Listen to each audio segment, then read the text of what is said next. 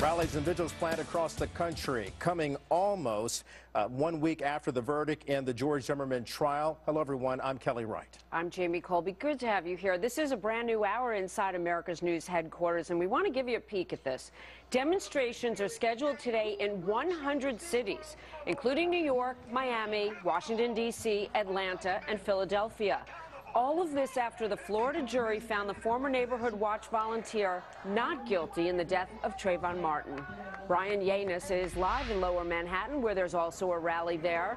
And I believe Trayvon's mom's expected, right, Brian?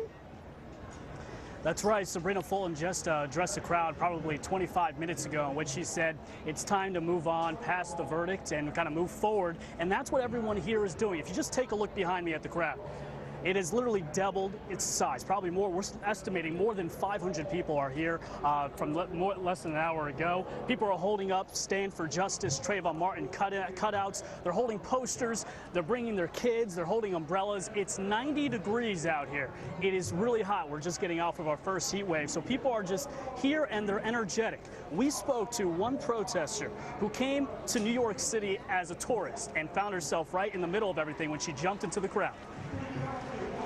The rallies prior to the verdict were focused on getting justice and trying to bring the country to an awareness of what takes place in many neighborhoods across the country. And I think now the focus is more so on trying to prevent this from ever happening again and to try to persuade the Department of Justice to bring a case in this matter to try to still get some justice for Trayvon Martin.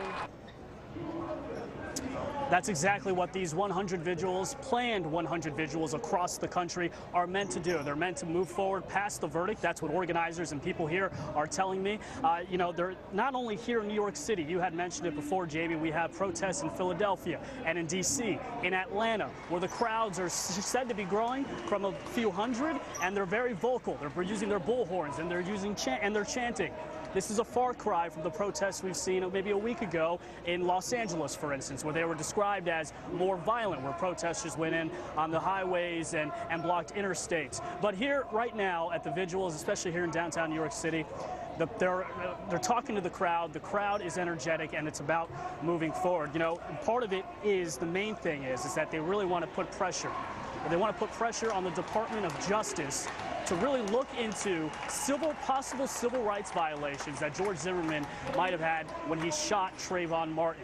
They're trying to put more pressure on that. The DOJ has said that they have an open investigation, but that is really what these vigils are meant to do. So here you see it in New York City, right here in downtown. People are holding their signs. It's about moving forward, and you know, it's hot, and yet they've shown up in numbers.